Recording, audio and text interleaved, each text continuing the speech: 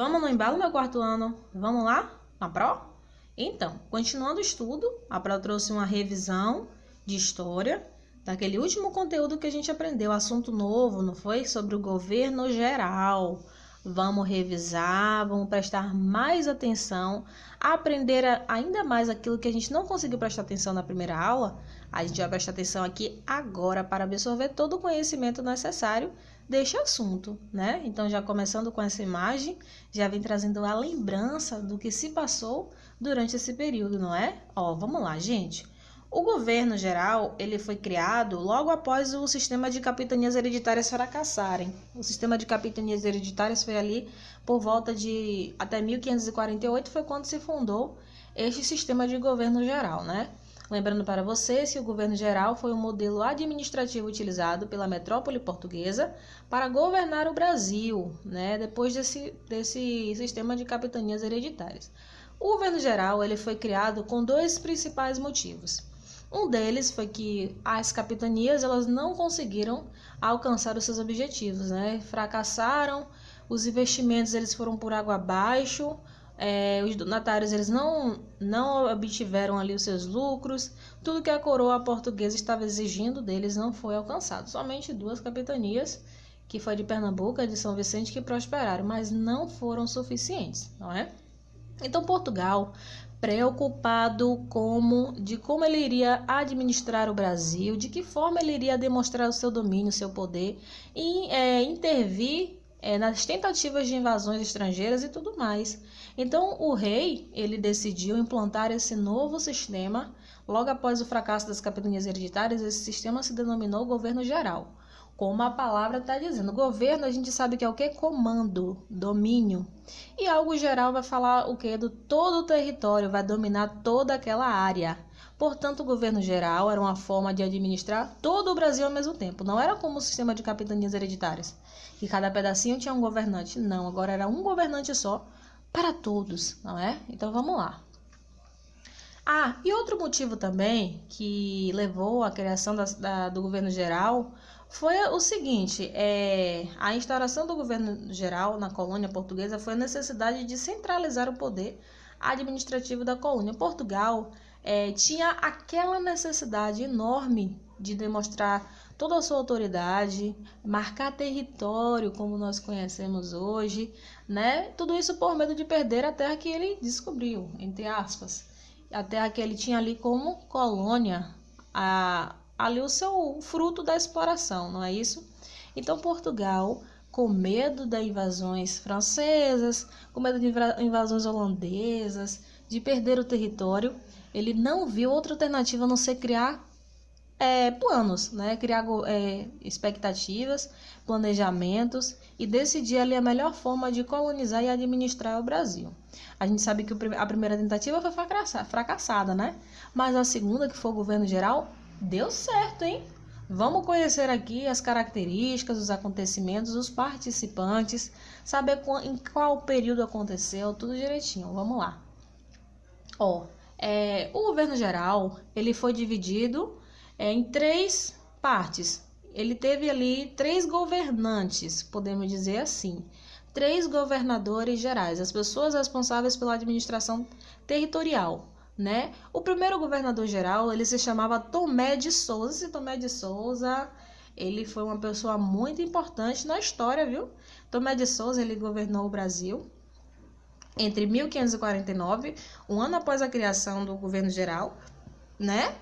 Até 1553. Então ele teve ali como domínio 4 anos aproximadamente no seu governo, não é? Vamos ver aqui o que aconteceu, quais foram os acontecimentos dentro do governo de Tomé de Souza. Quando ele veio para o Brasil, né? Ele chegou na atual cidade que a gente conhece hoje, cidade de Salvador, que é a capital, né? No estado aqui da Bahia. Ele pisou os seus pés aqui.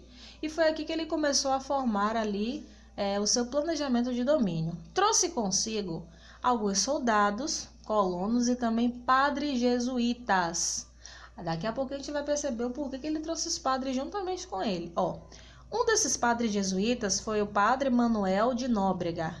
Este padre, ele foi tão importante na história que ele deu início à primeira forma de educação aqui do Brasil. Este padre ele veio com a missão de catequizar os indígenas, de fazer com que os indígenas enxergassem um lado religioso português, acatassem ali o Deus, né, católico, e ensinar os indígenas a ler, a escrever, ou seja, a educar.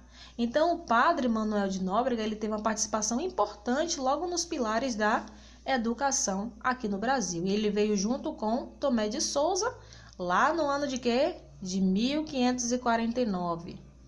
Também houve aqui a criação do primeiro bispado no Brasil, que foi criado e regido, né, por Dom Pero Fernandes Sardinha.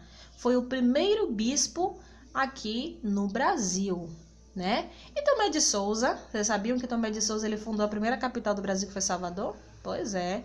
E também para governar, ele contava com 3 auxiliares. Quais eram? Aqui são nome do que das profissões, que era ouvidor-mor, provedor-mor e capitão-mor. Cada um desses vai ter uma função diferenciada, que a prova vai estar cobrando, sabe aonde? Na tarefa, porque vocês, além de estarem assistindo a aula, também tem que estar lendo o assunto do livro, porque tudo que a Pro dá aqui, ó, tem no livro. E o conteúdo de geografia que não tinha no livro, a Pro disponibilizou uma apostila. Então, não é somente assistir a aula 9 e o 4º ano, é para ler também. São 2 formas de estudo, na verdade 3. Assistir a aula, ler o conteúdo do livro e realizar as tarefas, as atividades. Então, vamos lá. O segundo governador-geral foi Duarte da Costa. Esse Duarte da Costa ele foi praticamente o substituto de Tomé de Souza, né? O governo de Duarte da Costa durou ali entre 1553 e foi até 1558. Ah, Duarte! Gente, vocês lembram que eu falei para vocês na aula passada sobre o que aconteceu nesse governo de Duarte da Costa? Houve uma bagunça. Não foi muito bem ali uma forma de governo, não. Vamos lá, ó. O primeiro colégio foi fundado no estado de São Paulo, pelo padre José de Anchieta. Este padre José de Anchieta, ele veio juntamente com Duarte da Costa aqui para o Brasil. E ele se juntou ali com o padre Manuel de Nóbrega e os dois fundaram o primeiro colégio, ou seja, o primeiro núcleo de educação aqui no Brasil, localizado no atual estado de São Paulo. Duarte da Costa, o governador-geral, ele não conseguiu fazer um bom governo, porque no governo dele ele enfrentou sérios problemas com a indignação dos jesuítas quanto à escravização dos indígenas. Então aqui já houve umas pequenas revoltas, as pessoas não aceitavam ali a exploração dos indígenas, algumas sim, mas outras não. O que houve desavenças no governo de Duarte da Costa, não só essas questões, mas também outras questões políticas, sociais que bagunçou tudo aqui no Brasil, né? E aí, que veio para salvar? O terceiro governador-geral. O nome dele foi qual? Mendes Sá. O terceiro governador-geral se chamava Mendes Sá e teve a sua administração em 1558 até 1572. Nossa, quanto tempo, hein, Pró? Pois é, ele teve a sua administração estendida, o que nós chamamos hoje, né, de prorrogado. Quando um governador ele faz um bom trabalho, ele tem direito ao que? A segunda reeleição, o segundo mandato. Mas naquela época, né, foi se estendendo.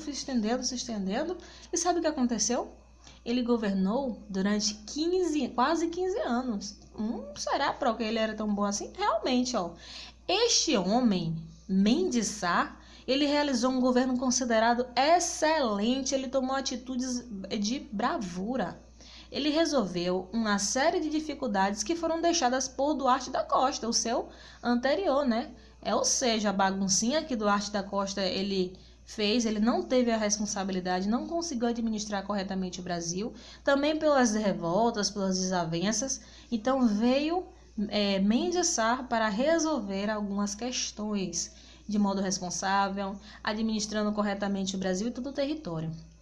Mendes Sá também ele conseguiu combater invasores franceses que se instalaram aqui no estado do Rio de Janeiro, Pois é, ele conseguiu também expulsar, juntamente ali com seus soldados, com a sua tropa, na bravura, ele expulsou alguns invasores que se instalaram aqui no Brasil, botou para fora.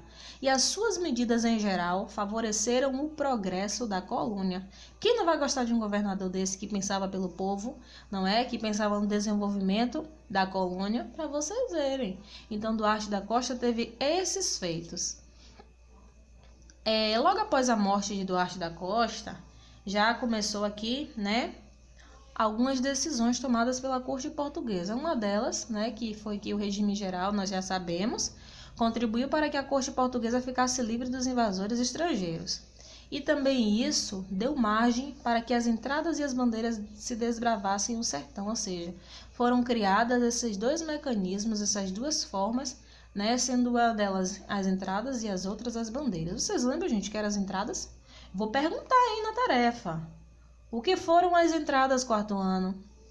As entradas, elas tinham como objetivo principal fazer um mapeamento do território brasileiro. É parecida com aquelas expedições que a gente aprendeu. Vocês lembram das expedições?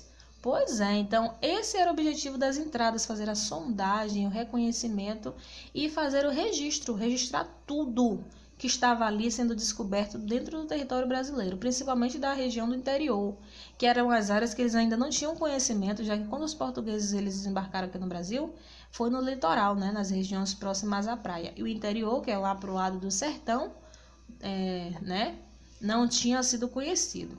Essas informações elas eram enviadas a Portugal, era tudo mandado para lá, registrado em documentos, né, e mandadas por pessoas, com o objetivo de aumentar o conhecimento e viabilizar a colonização do interior do Brasil. Então, Portugal começou então a agir de maneira correta, né? Já que ele queria governar o Brasil, ele queria definir ali algumas normas, fazer um planejamento, agora sim tudo direitinho, ele queria realmente que esse sistema desse certo. Então, ele mandou as pessoas fazerem sondagens, expedições, para buscar ali o conhecimento sobre o território na qual ele estava transformando em colônia. E teve a questão das bandeiras, que veio logo após as entradas. As bandeiras elas tinham como objetivo principal descobrir minas de ouro, pratas e pedras preciosas, ou seja, elas estavam buscando os recursos que poderiam ser explorados para gerar lucro. Ou seja, eles estavam buscando as riquezas que o Brasil tinha para oferecer. As bandeiras eram lideradas por paulistas, chamados bandeirantes, e tinham em sua composição familiares, agregados, brancos, pobres e mamelucos, não só soldados, viu? Mas várias pessoas compunham ali o grupo das bandeiras. Elas descobriam, né, as pedras preciosas, se instalavam próximos aos rios, criavam pequenos vilarejos, também havia a criação de lavouras durante a busca desses bandeirantes.